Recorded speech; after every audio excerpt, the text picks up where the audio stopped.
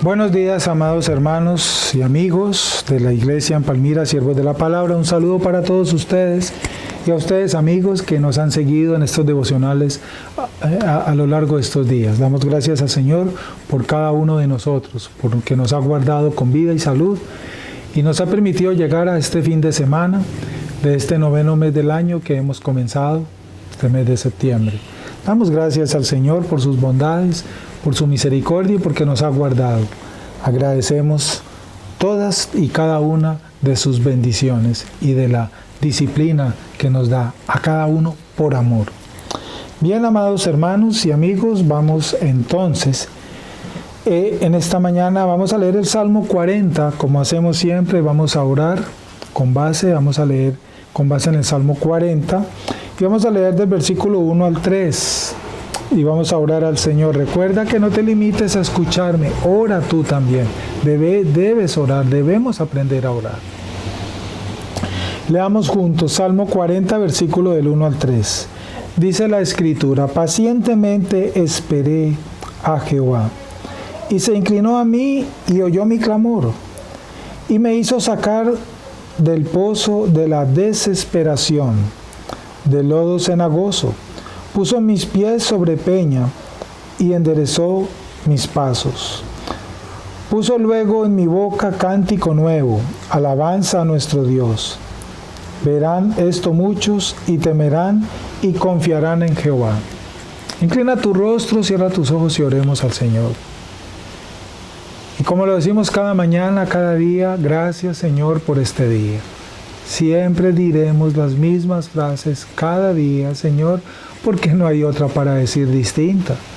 Cada día que podamos despertar y levantarnos de nuestra cama será un motivo para decir constantemente: gracias Señor por este día. Un día más donde he podido levantarme de mi cama y comenzar un nuevo día por tu voluntad. Gracias por la vida, por la salud. Gracias Señor, porque nos permites tener un día más en tu presencia, como lo vimos el día de ayer. El hecho de estar aquí hasta ahora escuchando y compartiendo este espacio es voluntad tuya. Que podamos permanecer unidos a ti, a Cristo, en tu presencia, es voluntad tuya, Señor. Es algo, Señor, que no viene de nosotros, pues tú nos das esa perseverancia. Porque si fuera por nuestra propia voluntad, no estaríamos aquí, Señor. Porque nuestra carne es enemiga tuya. Nuestra carne, la que tenemos aquí, odia tu palabra, odia tus mandamientos, odia tus principios. Mi carne, Señor, que tengo en mi cuerpo, odia todo lo tuyo, Señor. Pero tú sabes, Padre, que mi espíritu, que se comunica y está unido a Cristo Jesús con el poder de tu Espíritu, ese misterio que no logro entender, aquí en este cuerpo mortal lleno de carne, desea servirte, desea agradarte, desea honrarte, desea obedecerte, pero no lo puedo hacer, como dijo el apóstol Pablo, por esa ley que hay dentro de mí. Pero gracias, porque tu gracia es mayor que mi propia carne, que mi pecado y que mi maldad. Y allí, Señor, veo tu salvación. Veo tu gracia sobreabundando en medio de mi maldad y de mi pecado. Gracias, Señor, porque me ayudas a entender esta verdad, a luchar con mi carne, a derrotar a mi carne con el poder de tu Espíritu y aprender así a depender de ti, a ver tu gloria, a ver tu poder, a entender tu señorío y a entender cada día mejor la obra de Cristo por mí, comprender la gracia de mi Señor Jesucristo. Gracias, mi Dios. Ayúdame, Señor, para que mi carne no sea causa para yo seguirme deleitando en mi maldad.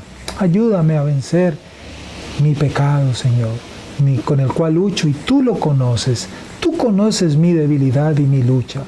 Delante de ti no la puedo esconder. Tú la conoces.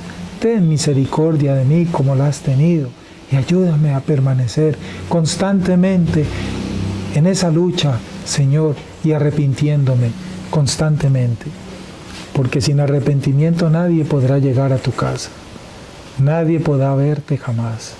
Solo quien se arrepiente de sus pecados verdaderamente, Señor. Eso es entender la vida cristiana. Gracias hasta ahora te damos, Señor. Pacientemente esperé en Jehová, dice este salmo, y se inclinó a mí y oyó mi clamor. Por eso clamamos a ti como lo hace el salmista. Clamamos a ti. ¿A quién más iremos? Solo tú tienes palabras de vida eterna. Y nos sacaste del pozo cenagoso, Señor, de la desesperación, del lodo cenagoso. Allí estábamos, y tú extendiste tu mano y nos sacaste de allí. Y pusiste nuestros pies sobre peña, sobre terreno firme, para que andemos por allí. Cristo Jesús es ese camino firme por el cual andamos por fe en este mundo, mientras estemos en este mundo, Señor. Y pusiste un canto nuevo en nuestra boca, con el cual te alabamos, te proclamamos y anunciamos tu nombre a las naciones. Gracias, Señor. Gracias, mi Rey, gracias, Padre. Gracias, Hijo, gracias, Espíritu Santo, por esa obra que hacen en mí, para yo poder entender la gracia de mi Señor. Oro por cada uno de mis hermanos y nuestros amigos, para que permanezcamos en estas verdades, para que anunciemos estas verdades, para que guardemos estas verdades. Ayúdanos, Señor. Te lo pedimos humildemente, en Cristo Jesús, nuestro Salvador y Rey, hoy y siempre y para siempre. Quedamos en tus manos, Señor, entonces en este resto de devocional. En Cristo Jesús, amén y amén. Amados hermanos y amigos, el día de ayer estuvimos estudiando esa otra exigencia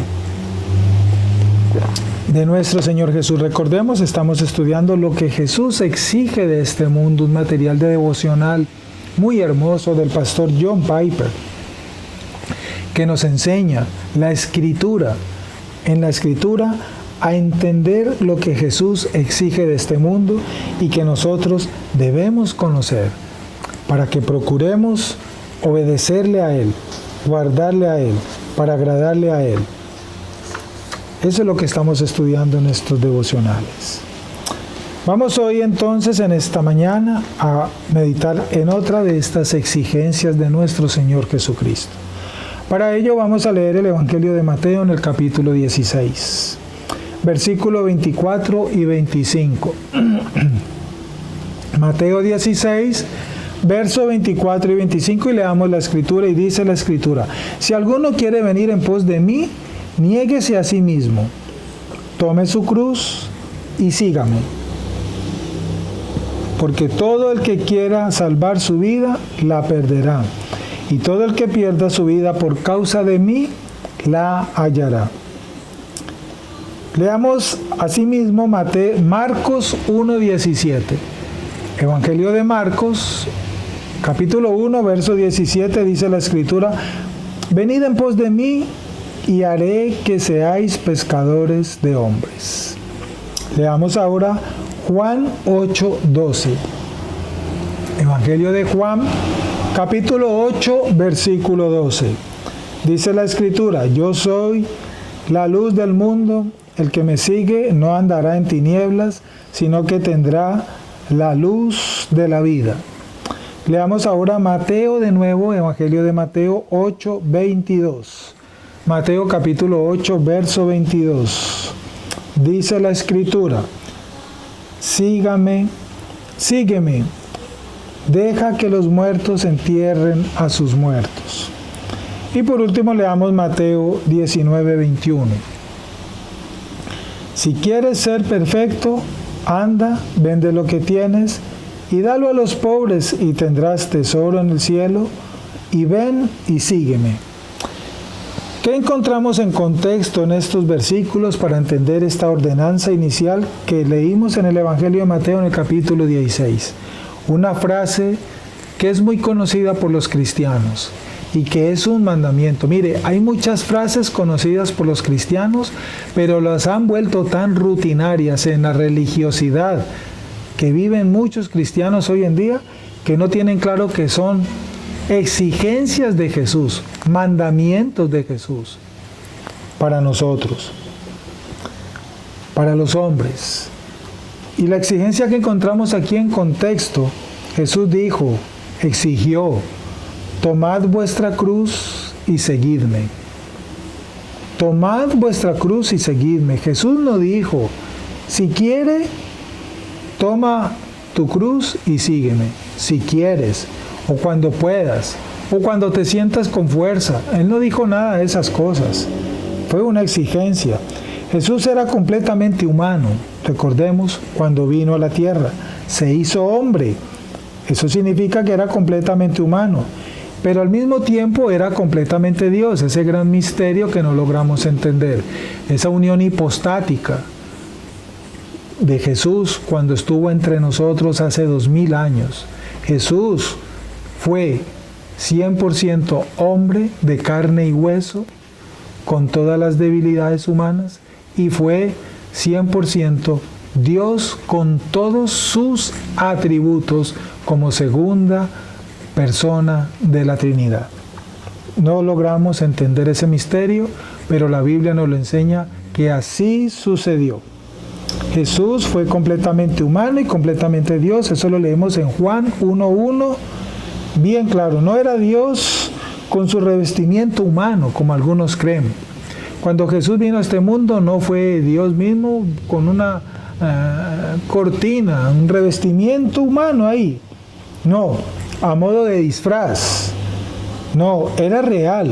Era un hombre de carne y hueso, el hijo de un carpintero de Nazaret. Marcos 6 lo dice. Es por eso que cuando él dijo a los pecadores o cobradores de impuestos: venid en pos de mí, su obediencia resultó en el acto concreto y físico de poner los pies en la tierra, caminar tras su persona y convertirse en su compañero de viaje. Ir en pos de Jesús cuando no está aquí. ¿Cómo entender esto? Porque alguien podrá decir: bueno, ¿cómo puedo ir en pos de Jesús? ¿Cómo puedo seguirlo si Él no está aquí? La Biblia no dice pues que Él subió y que está sentado a la derecha del Padre. Entonces, ¿cómo hago para seguirlo si Él está arriba sentado a la derecha del Padre? Es decir, ir en pos de Jesús cuando no está aquí. ¿Cómo hacer esto? Pero Jesús sabía que no estaría para siempre en la tierra. Él lo sabía y lo dijo muchas veces. Para arrastrar seguidores en el sentido físico, en el sentido material. Voy al que me envió, dijo Jesús. Yo os digo la verdad. Os conviene que me vaya, porque si no me fuera, el Consolador no vendría a vosotros. El Consolador, recordemos, es el Espíritu Santo. Mas si me fuere, os lo enviaré. Eso lo dice Juan capítulo 16. Puedes leer el capítulo 16 de Juan. Jesús era plenamente consciente de que el movimiento que él había iniciado, por decirlo así, continuaría aún después de su regreso junto al Padre, después de su ascensión a los cielos, como efectivamente ocurrió. Y nos lo narra los Evangelios y el primer capítulo de Hechos. Ese era su plan. Por consiguiente, la exigencia de que le siguiéramos resultaba válida tanto para los días en que estaría físicamente en la tierra como para la eternidad. Él lo dejó claro al final de su ministerio terrenal. Había resucitado Jesús de entre los muertos y estaba a punto de ascender al Padre. Pedro supo que sería víctima del martirio algún día, después de la partida de Jesús, porque éste se lo comunicó. Pedro se cuestionó si sería él solo y le preguntó a Jesús qué le pasaría a su compañero, el apóstol Juan. El Señor respondió: si quiero que él quede hasta que yo venga, ¿qué a ti? Sígueme tú, le dijo Jesús a Pedro. Juan 21:22. El seguir a Jesús, por lo tanto, es una orden particular, no es colectiva. Si yo debo seguir a Jesús, tú debes seguir a Jesús. Si tú sigues a Jesús y yo sigo a Jesús, pues se entiende que los dos seguimos a Jesús y podemos caminar juntos tras Jesús. Pero el hecho de que alguien, un amigo, un familiar siga a Jesús, no significa de que yo también lo sigo por causa del seguimiento que él hace. Eso es lo que no implica esta verdad. Seguir a Jesús significa unírsele en la labor que le fue encomendada. Eso significa seguir a Jesús. Cuando Jesús dijo a Pedro y Andrés, pescadores de profesión, venid en pos de mí y haré que seáis pescadores de hombres, Marcos 1:17, hizo uso de una imagen válida para ambos con respecto de algo que se aplica a todos los seguidores del Señor. La exigencia de seguir a Jesús significa que todos deberían unírsele para lograr lo que Él vino a hacer, lo cual nos reitera constantemente. ¿Y qué reitera? El Hijo del Hombre vino para dar su vida en rescate de muchos. Marcos capítulo 10. El Hijo del Hombre vino a buscar y a salvar lo que se había perdido. Lucas capítulo 19. No he venido a llamar a justos, sino a pecadores al arrepentimiento. Lucas capítulo 5. Yo he venido para que tengan vida y para que la tengan en abundancia. Juan capítulo 10. ¿Y qué diré? Padre, sálvame de esta hora, mas para esto he llegado a esta hora. Padre, glorifica tu nombre. Juan capítulo 12. Entonces, en resumen, Él vino a morir por la nación de Israel, y no solamente por la nación, sino también para congregar en uno a todos los hijos de Dios que estaban dispersos por todo el mundo. Él dijo, tengo otras ovejas en otro lado, que no son de aquí, de este redil, pero las tengo allá, afuera, y debo también reunirlas. Vino a congregar a un pueblo, específicamente a congregar a un pueblo leal a Él mismo para la gloria de su Padre, por medio de su muerte para salvarlos de sus pecados y darles vida eterna. Esa fue la obra de Jesús. Y una nueva ética de amor igual a la suya. Juan capítulo 13. Seguir a Jesús significa entender y caminar también hacia el sufrimiento.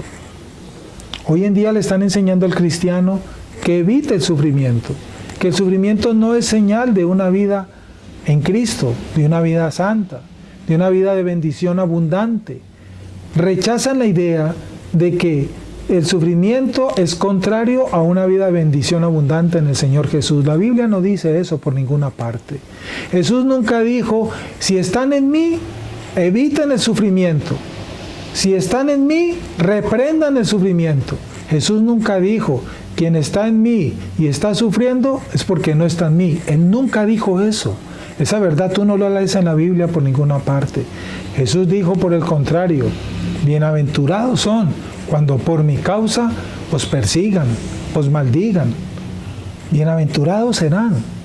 Y eso sucede, y eso le sucedió a los apóstoles. Los apóstoles bendijeron el sufrimiento, se deleitaron en el sufrimiento, dieron gracias al Señor por el sufrimiento, y les llegó el sufrimiento.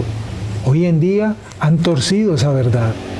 Por lo tanto, entendiendo esto, nos preguntamos, ¿es eso que le llaman a esa enseñanza el Evangelio de Jesucristo? ¿Eso no suena como contradictorio? Cada quien sopese esta verdad. Jesús dijo, en el mundo tendrán aflicciones.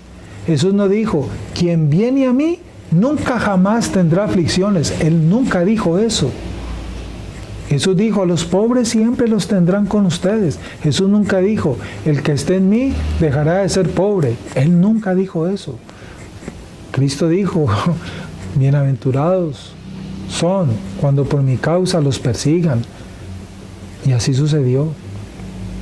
En el mundo tendrán aflicciones, pero confíen, yo he vencido al mundo. Eso fue lo que Jesús dijo. El sufrimiento, por lo tanto, no debe ser evitado. Dios verá, Dios sabrá a quién y de qué manera le envía el sufrimiento. ¿Y cómo y por qué? Dios es soberano. ¿El justo sufre? Claro que sí. Sufren todos los justos en alguna medida. Pero de pronto podemos decir, ahí vemos de pronto cristianos que por la soberanía de Dios Podemos decir que nunca se les vio una necesidad o alguna dificultad. Podemos decir, porque no conocemos ya la vida íntima totalmente, el 100% de cada quien. Pero eso no significa de que esa persona es mejor cristiana que aquel hermano que dice que es cristiano y sufre constantemente. Dios sabrá por qué y a quién le suceden esas cosas. Pero no significa que es que el uno es mejor cristiano que el otro. No, eso no tiene sentido. Dios ama por igual a todos sus hijos. Dios ama por igual a todos sus hijos. A aquel que sufre y es pobre, lo ama por igual a aquel que es su hijo y en su voluntad le ha dado riqueza, abundancia. Porque así es. Hay hijos de Dios que Dios les envía riqueza material abundante. ¿Por qué? Dios sabrá por qué, Él es soberano. Y hay hijos de Dios a quien Dios les envía pobreza y miseria. Dios sabrá por qué, pero lo ama por igual. ¿Eso suena injusto? No, eso no es injusto. Dios es soberano y el amor de Dios no lo podemos medir con las bendiciones materiales, económicas, humanas. De esa manera tú no puedes entender ni medir el amor de Dios. Es absurdo, no tiene sentido.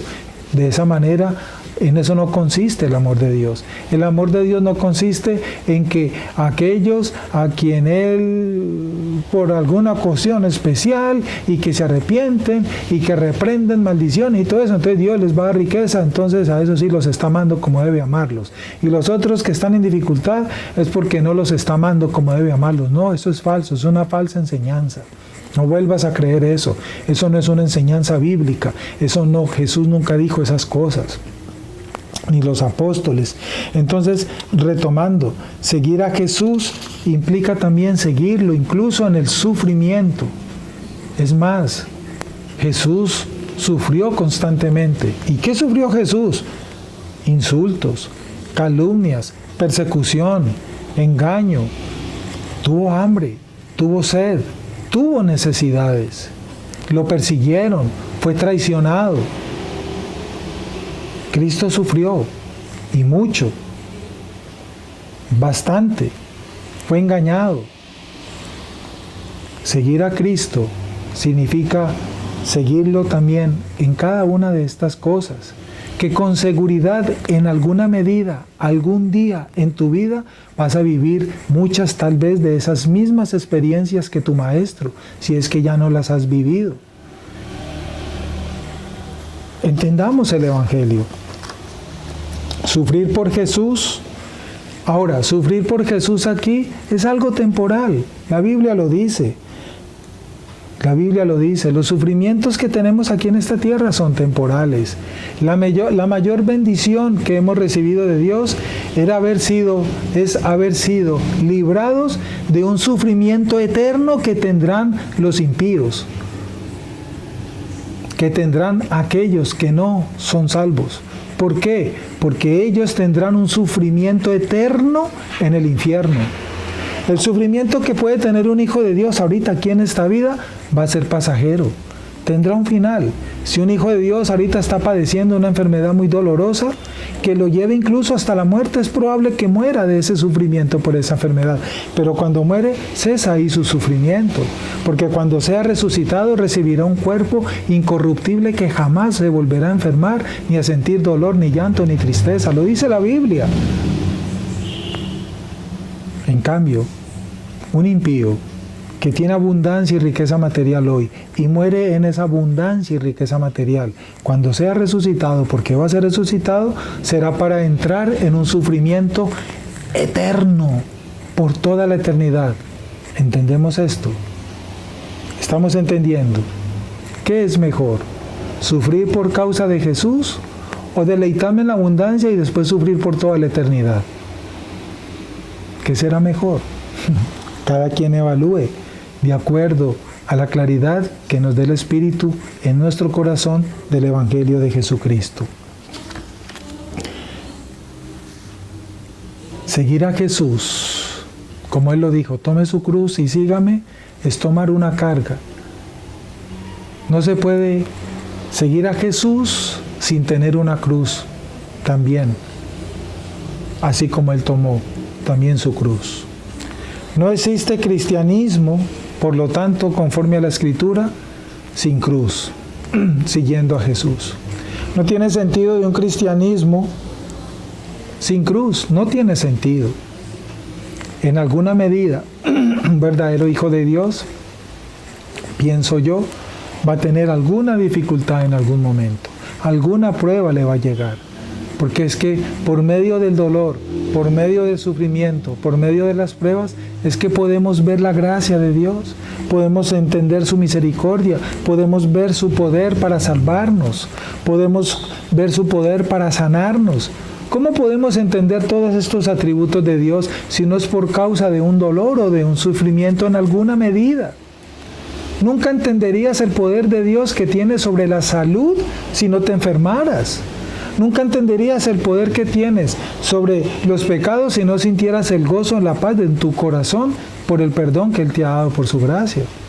No entenderías el poder que Él tiene sobre la abundancia material, porque Él es el Señor de todo, del oro, de la riqueza y de la pobreza, si en algún momento recibieras una bendición material de Dios por su voluntad. E igual, si pierdes algo que tenías en abundancia y lo perdiste, no comprenderías que el Señor también es quien da la pobreza, como lo dice el libro de Job. Dios dio y Dios quita. ¿Cómo se entiende eso? ¿Cuando se pierde algo o cuando se gana algo? Todas estas pruebas, todas estas dificultades nos ayudan a entender y a conocer a nuestro Dios. Por eso, seguir a Cristo, seguir a Jesús, tiene un costo. Tiene un costo. Una cosa es que la salvación fue gratuita y ya alguien nos la dio. Y no tenemos que hacer nada para ser salvos, solo creer y vivir por fe. Pero seguir a Jesús, crecer en santidad, crecer en madurez, dar testimonio de Él, ser su verdadero discípulo. El discipulado tiene un costo. Los apóstoles lo vivieron, la iglesia primitiva lo vivió. Fueron perseguidos, fueron ultrajados, fueron asesinados y han sido asesinados a través de la historia muchos hijos de Dios. Hoy, muchos hijos de Dios están muriendo del COVID. Y les da el COVID. Algunos, no todos los hijos de Dios morirán por el COVID. Muchos han muerto por el COVID, por ejemplo, tocando el tema que nos toca hoy en el mundo. Eso es seguir a Jesús. Tiene un costo, Él lo dijo. Quien quiera venir en pos de mí, tome su cruz. Él no dijo, esto no es gratis. Hay que pagar un costo también. Yo ya te lo di. Lo más duro, lo que tú no puedes hacer, yo lo hice por ti. Él lo hizo por nosotros. Lo que para nosotros es imposible, Él lo hizo por nosotros. Pero algo nos cuesta la salvación. Pero no es que tengamos que pagar, ni Dios nos está cobrando la salvación. No estamos hablando de eso. La vida cristiana no es una vida sin dolor ni sufrimiento como lo dicen por ahí. No, Dios sabrá a quién y de qué manera le envía estas cosas que estamos anunciando. No creamos que alguien es mejor cristiano que otro porque sufre o porque no sufre. Eso es lo que quiero que no volvamos a creer, porque esa no es una enseñanza bíblica. Dios ama por igual a todos sus hijos y todos en alguna medida tenemos nuestra cruz y le seguiremos a Él, y cargar esa cruz en alguna medida, en algún momento, nos implicará en alguna forma un sufrimiento que también debemos vivir como lo vivió nuestro Maestro. Muy bien, amados hermanos, vamos a orar para terminar este tiempo devocional y darle gracias a Dios por esta semana que nos dio y por estos devocionales que nos compartió el Señor con su poder en esta semana. Inclina tu rostro y démosle gracias al Señor por esta semana que hoy está llegando al final, y encomendemos en sus manos este fin de semana. Señor, te damos gracias a esta hora del día por tu palabra esta semana que está terminando, Señor. Gracias por la enseñanza que nos diste, por el devocional del día de hoy, Señor. Gracias, porque hoy nos recuerdas el costo que tiene la vida cristiana. Hemos recibido la salvación que es gratis, la gracia que es gratis, es un regalo que viene de tus manos, Señor. Pero seguirte, el discipulado, tiene un costo. Tiene un costo, Señor, que debemos vivir y debemos, Señor, aceptar. Señor, gracias por esta verdad que hoy aprendemos. Gracias, Señor, porque debemos corregir muchas mentiras que se han entretejido por ahí, haciendo creer un evangelio que no es conforme a la verdad de la Escritura. Ayúdanos, Señor, para dejar a un lado las cosas que no son conforme a tu palabra, a dejar a un lado las verdades, Señor, únicamente dejar a nuestro lado las verdades que son conforme a la Escritura y soltar aquellas cosas que parecen verdad, que suenan bonito y que pueden agradar, pero no son realmente la verdad del Evangelio. Son simplemente disfraces y que a la gente le encanta escuchar. Ayúdanos, mi Dios. Te pido humildemente en el nombre de nuestro Señor Jesucristo que podamos guardar este buen depósito que nos diste a lo largo de esta semana. Que podamos guardar esta palabra y permanecer en ti y seguirte a ti, tomando nuestra cruz y caminando contigo, Señor, para ser tus discípulos. Ayúdanos, Señor. Danos tu bendición y encomiendo en tus manos este fin de semana que estamos comenzando. Danos tu bendición, mi Rey, y la provisión para estos días, para este fin de semana. La bendición del Padre, del Hijo y del Espíritu Santo nos acompañe y que la paz de Cristo nos llene con su paz abundante en el corazón. Amén y amén. Muy buenos días. Les deseo un fin de semana bendecido en el nombre de nuestro Señor. Amén. Muchas gracias y nos vemos la próxima semana.